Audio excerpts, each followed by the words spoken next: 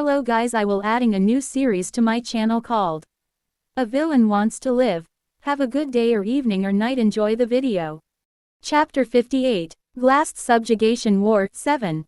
You have acquired a new magic engineering combination formula.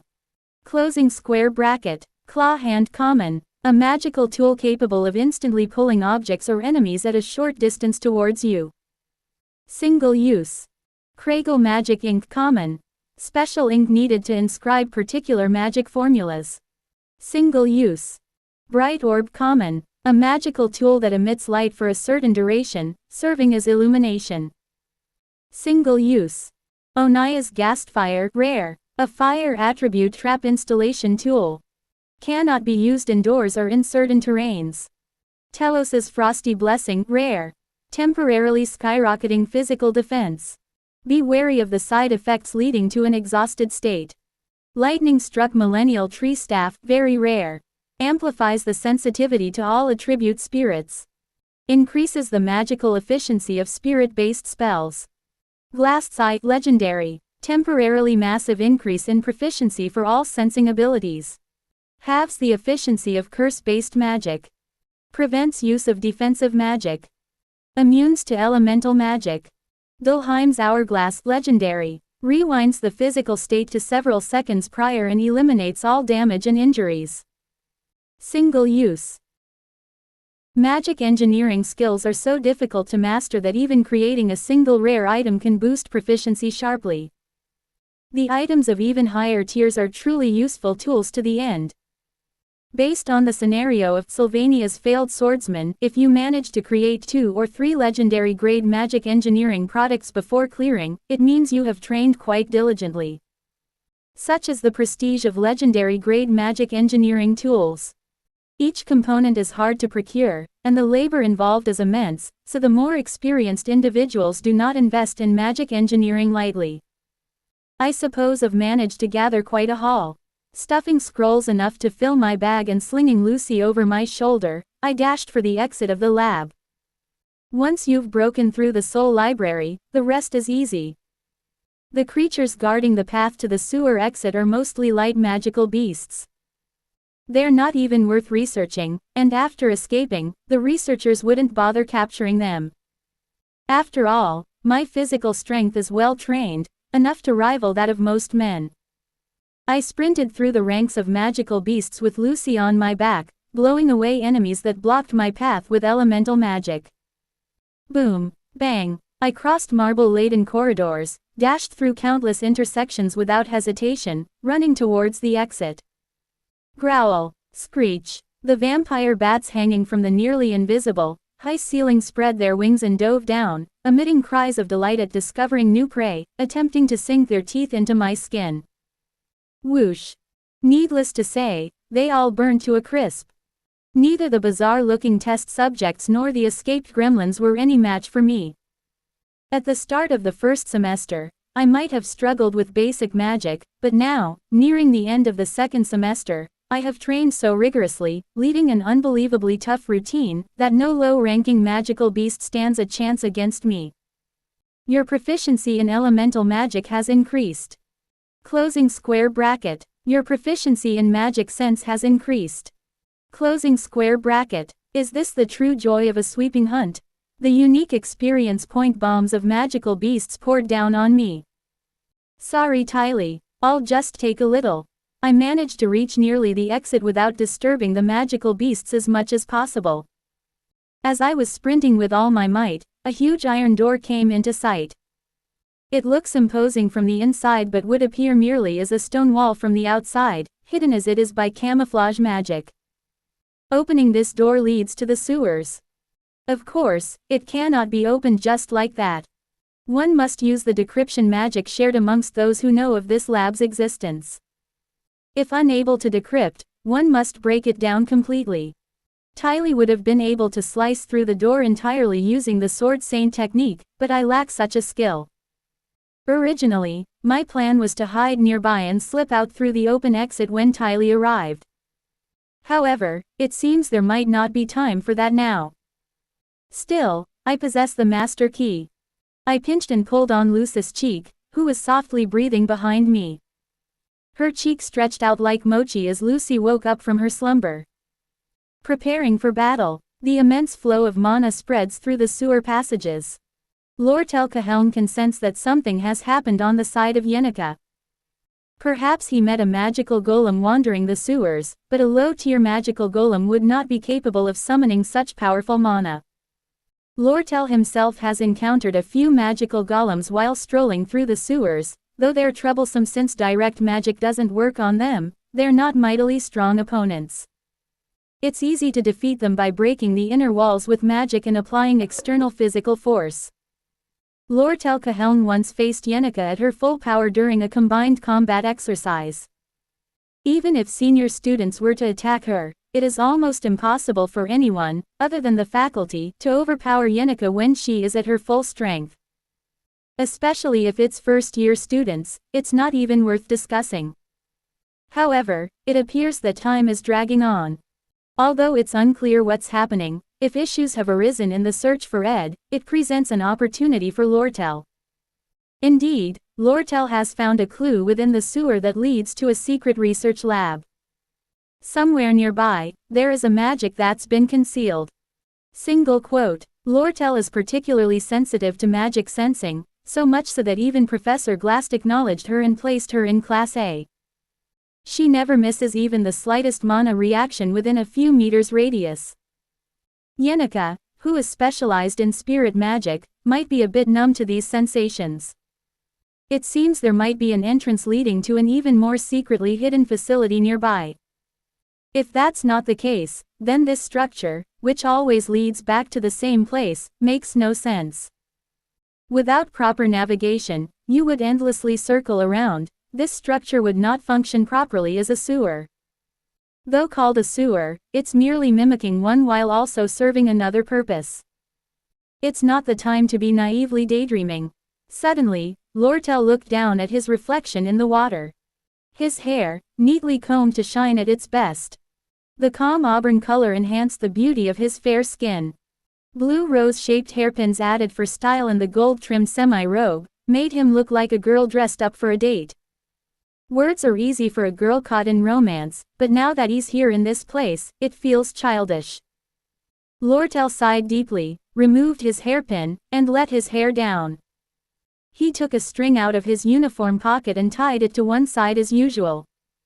He put on the robe hat he hadn't been using, in case his hair got messy, and stuffed his expensive accessories into his pockets. Now somewhat plain, but back to his usual dignified appearance, Lortel nodded his head and flexed his arms. No matter how much you want to look good, it's a clear crisis. You can't weigh the life of your beloved in the balance just because you don't want to lose out to a competitor. He has lived all his life weighing all values on a scale, but there must be something that should absolutely never be weighed. What it is will be the measure of that person's value, he believes with no doubt. Thinking this far, Lortel started to worry genuinely about Ed. Ed Rothtaylor feels like a mysterious person who would somehow resolve any crisis. The solid and trustworthy image of Ed has slightly eroded the sense of urgency. However, one must not forget the severity of the situation by relying on such feelings. Single quote. Professor Glast is a very meticulous person. If he's been kidnapped by such a person, Ed would not be in a good state. He must be trapped somewhere, in distress. Panic, distress, difficulty, crisis. Words that seem to have nothing to do with him, but at this point, it's highly likely that he is in desperate need of help. Putting aside any debts owed to Ed, if you truly care about him, you must reach out and help. Because of living life as a merchant, always converting human relationships into debts, he had forgotten that obvious truth. Suddenly, Lortel realized that he truly wanted to help someone out of pure goodwill. Living a life on the merchant's path, judging people's values solely by money, he now feels a new light in his winter life. It seemed he saw the beginning of a new relationship, one that money couldn't buy, filling his heart with elation. That's right, Lortel made up his mind. Ed is, definitely in a crisis needing help. Now is the time to help Ed. Bang! At that moment, the wall about 5 steps behind him exploded. Though the security was tight like a fortress, with intermediate-level concealment and sealing magic, it was like a candle in the wind before high-level explosive magic. Boom, bang, kaboom. The solid steel plate, glowing red-hot, was slammed into the sewer and sent up smoke. High-level magic that even the faculty had to concentrate to chant properly. The magic, casually triggered with a wave of one hand while carrying Ed on his back, unforgivingly tore open the entrance to the secret lab. Quote ellipsis. Quote, Ed Rothtaylor emerged from the smoke. Startled, Lortel momentarily forgot to breathe. Ed, Sr. Oh, Lortel. You were here. Quote, there are a few scratches on his face, but otherwise, he looks fine. The first emotion that rises is relief. The fact that the kidnapped Ed is alive and well is a great comfort. And following is perplexity, or rather, disbelief.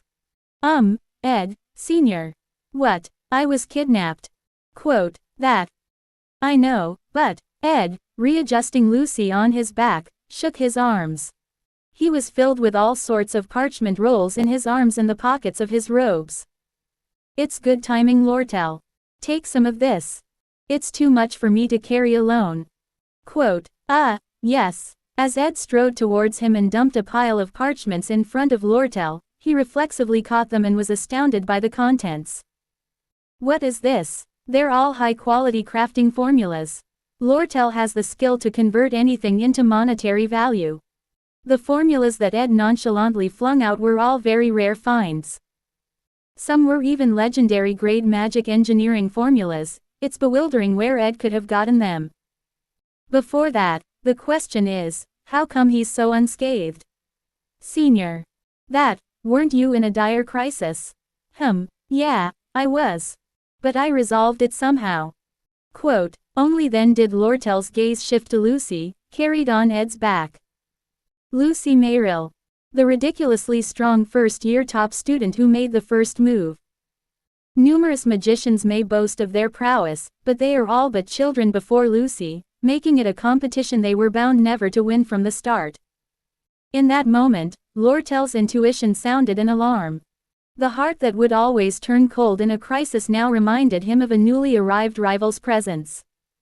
Lucy, sound asleep on Ed's back, breathing softly as if uninterested in anything else. No matter how one looked at it, Lucy did not harbor any romantic feelings for Ed Rothtaylor. Indeed, the thought of seeing any potential rival was utterly out of the question. Yet it wasn't as if they were simply strangers. Rather oddly, Lucy seemed to constantly wander the area around Ed.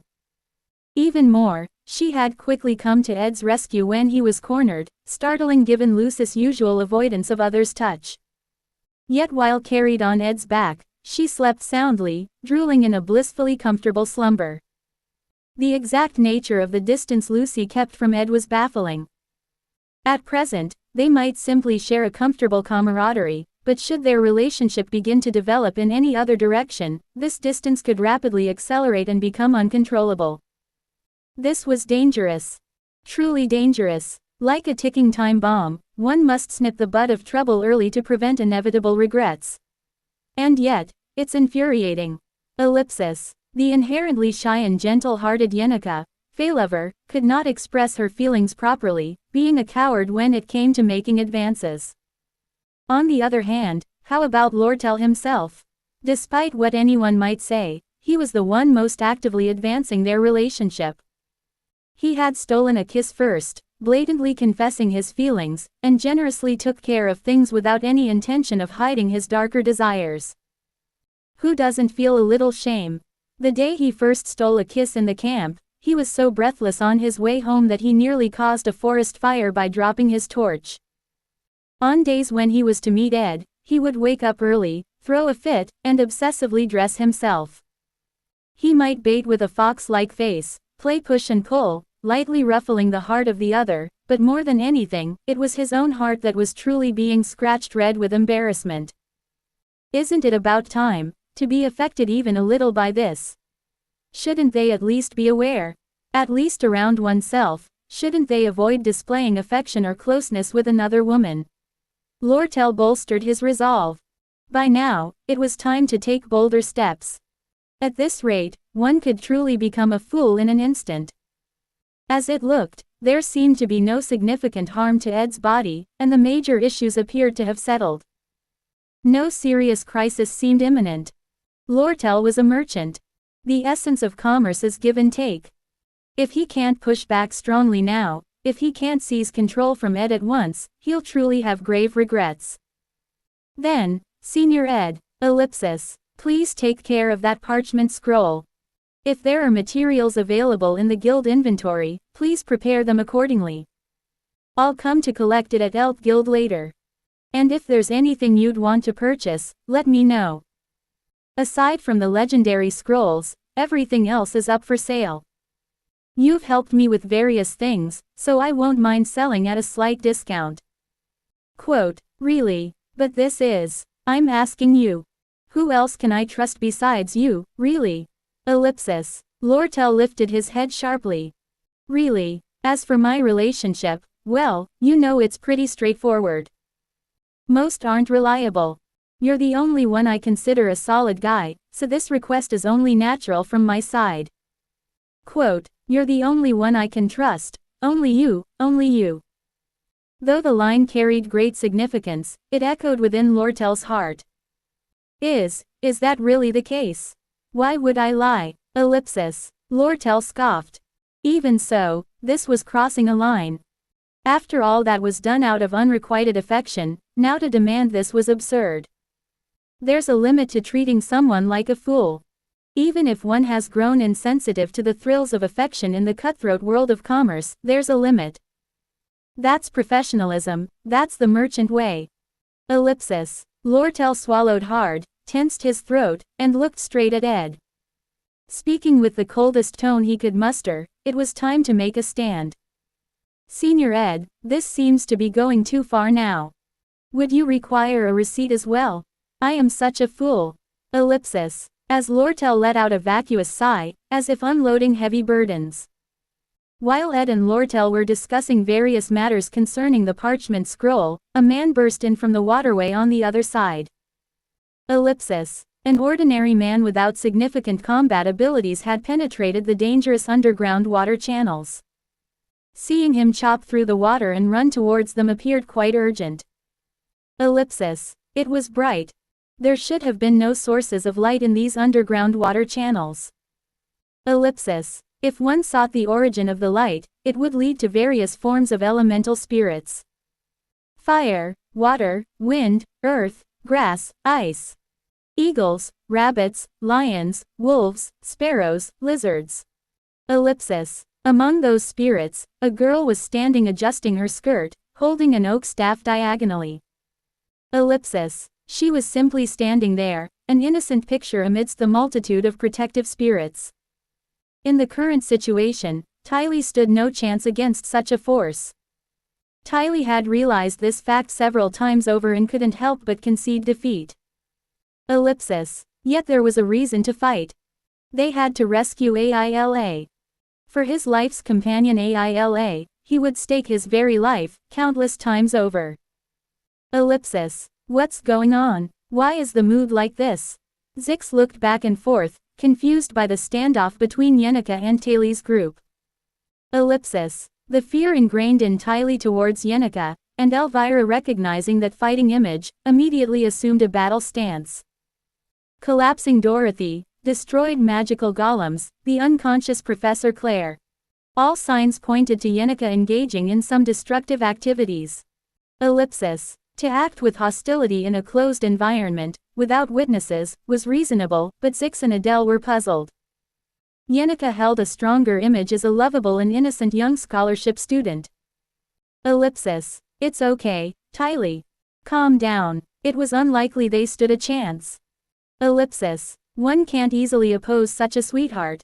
Having experienced battle alongside Yenica during the Ophelius Hall incident, Zix knew better.